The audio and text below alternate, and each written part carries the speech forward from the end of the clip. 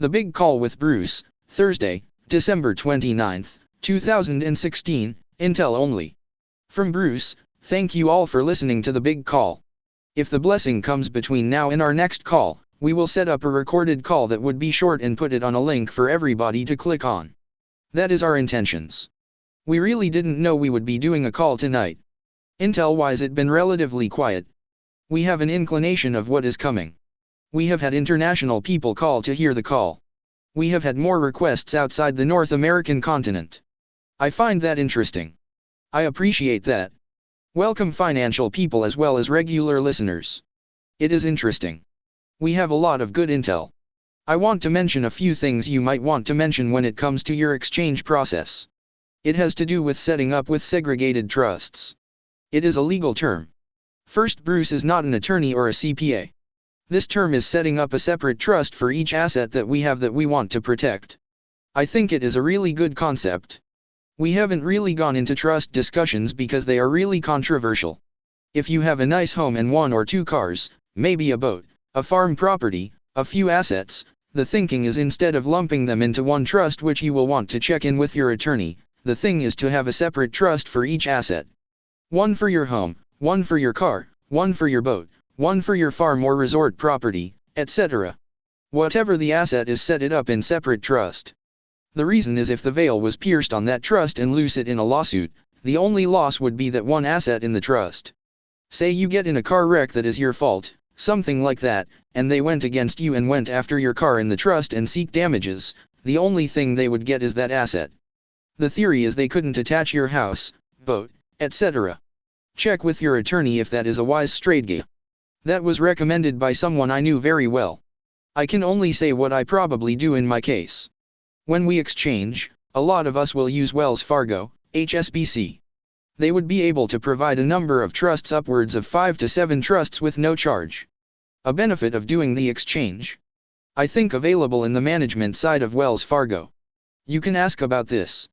You want a number of trust names and LLC names. Have them ready and written down so one or more of them can be utilized at the time of your exchange.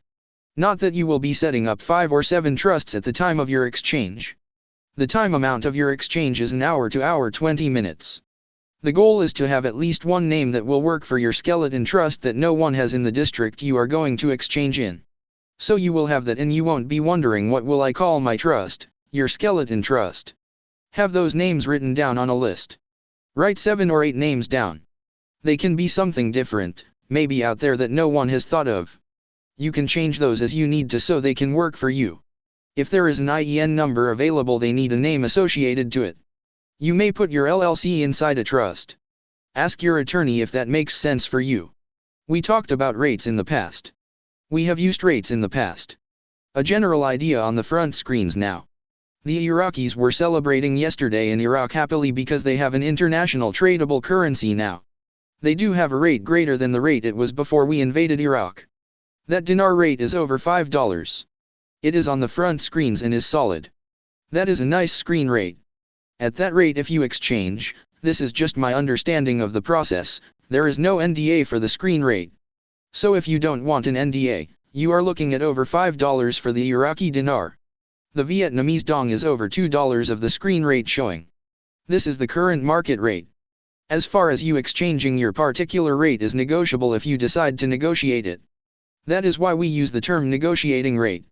Based on your humanitarian projects, longevity, infrastructure, job creation of so many jobs in a period of time, going 10 to 50 years, maybe longer project. That information and the way you present it will go a long way in terms of you negotiating higher rates on the ZIM, dong, and dinar. Look at the screen rates as your starting point. If you are not afraid of the 3/4 page NDA, you might be willing to negotiate a higher rate and thus receive a larger mother load. The concept of a so-called God account to use instead of a one-time tithe of 10 to 20%. Initially I take 20% of my mother load, let it grow and take that every quarter. I thought that is an interesting concept. Then I came up with the idea of the ZIM. It is worth so much and I know I can negotiate a higher rate. Now it makes more sense that we do the exchange and have a mother load account form our currency.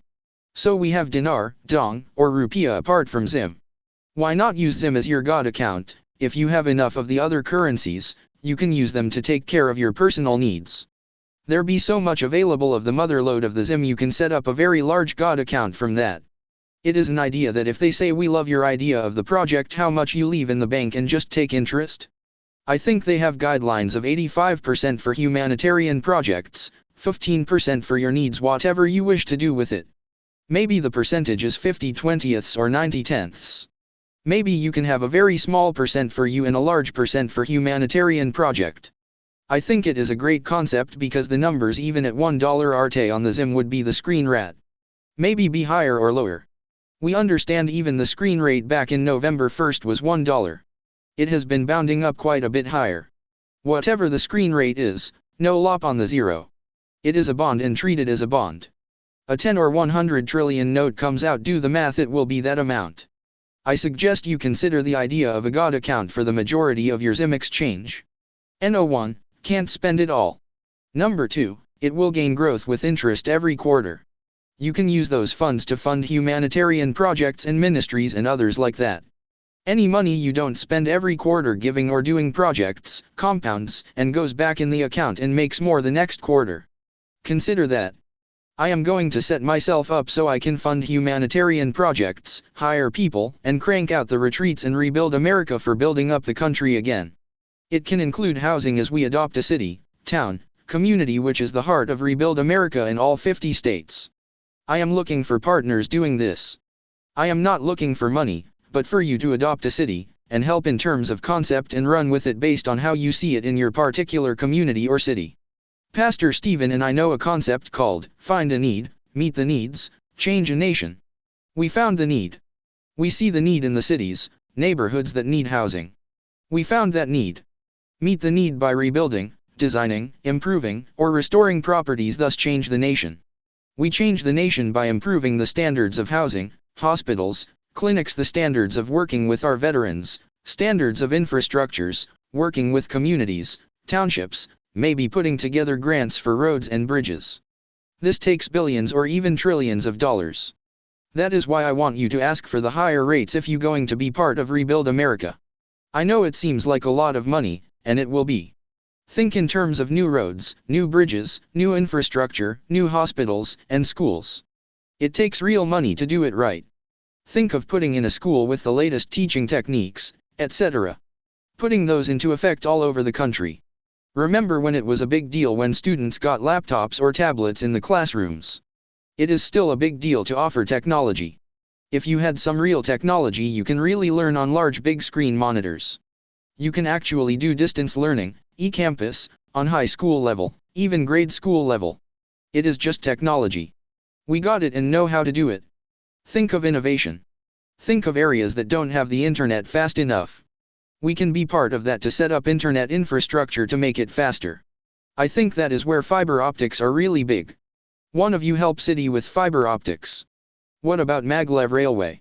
Don't limit yourself, think big. Think big, call. Think big. On Tuesday we said it was quiet out there. It was and still is. However, we know that quite a bit of money moving around now, especially out west. There are people gearing up for exchanges starting Monday. I can now about. That is next year, but January 2nd. I told you I thought we were looking good for this side of New Year's Eve. I believe that is still their plan, to let us have notification prior to that. Maybe they don't want the exchange to start until the new year. Sunday is the new year. The banks take a holiday on January 2nd, Monday. That could be true as far as the banks. The redemption centers do not have to follow that same schedule. I know they intended to utilize the redemption centers for at least a half day on Saturday, maybe until 2 p.m. Maybe that is a good possibility for us. We are looking at the possibility of going still between tonight, maybe late tonight, and New Year's Eve as far as notification. They want to bring the Zim in right away as much as they can before the end of year. Maybe that is still their goal. We will see. The church groups notified before early morning start time before Monday afternoon. We are in position or in line with the church groups. We may or may not be on same time frame. Everything I am hearing points to a lot of activity happening between now and Saturday afternoon. I haven't heard anything about Sunday, but a lot now till Saturday afternoon and on Monday. Nobody is going to want 2016 pass by quickly, then I wish.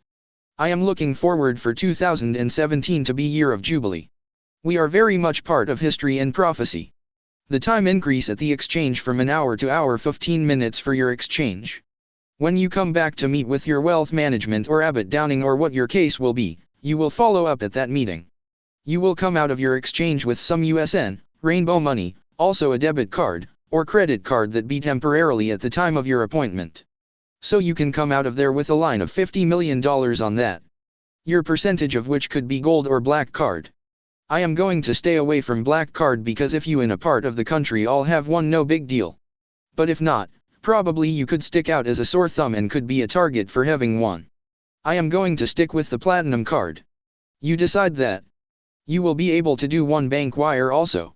Have your banking information already written down as the account number and routing number you want to wire it to you if you plan to wire funds from your initial exchange to your hometown bank. You may want a cashier check also, but not a bunch of them. I wouldn't do more than one. The bank wire will do a lot for you. You can wire money over and get some cashier checks, pay off debt. You can do that with your hometown bank. Take care of your old life with your smaller account. Take care of your new life with your family office and wealth management people at Wells and HSBC and so on. You may want to diversify some of your funds, and move some funds around at your follow-up appointment. Tell them you want to diversify some of my funds, not keep all eggs in one basket. Consider how much you want to move and what banks. Let those bank contacts know this. You want to meet with their asset people to do that, to set up account to move funds over. That is a neat way to diversity whether you do it domestically or internationally. It is just to get in there, get your exchange done, get some cash, come out with credit card, cashier check, wire money, get in and get out. Be respectful of the time, most of all smile. Look at all of them in their eye, be pleasant and fun. It is not a performance act. It is a way for you to explain from your heart what you want to do humanity in the US and then internally or both locations. Try rebuild American. Rebuild Canada, rebuild, pick your country. We may do things with Honduras, Mexico, etc. All these places we can consider helping. There are water wells, water purification. We want a way for you to chime in on our new website, all the things we can compare notes so we don't have to reinvent the wheel. You put your city, as we want to do it anonymous as possible to respect the security of all. I think it is a cool concept. We can do this. Don't everybody send in a ton of email yet, we are not quite ready for them. We want to get the notification number. If we are honored to receive that number, we put it out on recorded call for you in various locations online. We will get it out there. We will in about 3 weeks have another call. We will have a new format like podcast. That be online so you don't have to dial in unless you want to. We will have the call. We are where we need to be right now. Didn't think we have this at Christmas, yes. Before end of year, yes we think so, that is what W are being told. See if it happens or not. I think it is here. It's just going to take a little longer to receive notification, then we are up and running. Keep in faith, nobody quits, everybody wins. Someone put out it is time to put your resignation at your job in. No, don't do that. Stay with plan A until after you set your appointment for the exchange and probably don't make major life changes until you walk out of your redemption. Then you think, okay, now where are we going to go celebrate? We do this and do that. Don't quit day job yet. I would advise you to stick with plan A until plan B is manifest to us. You know what we talking about. Yes, you are smart.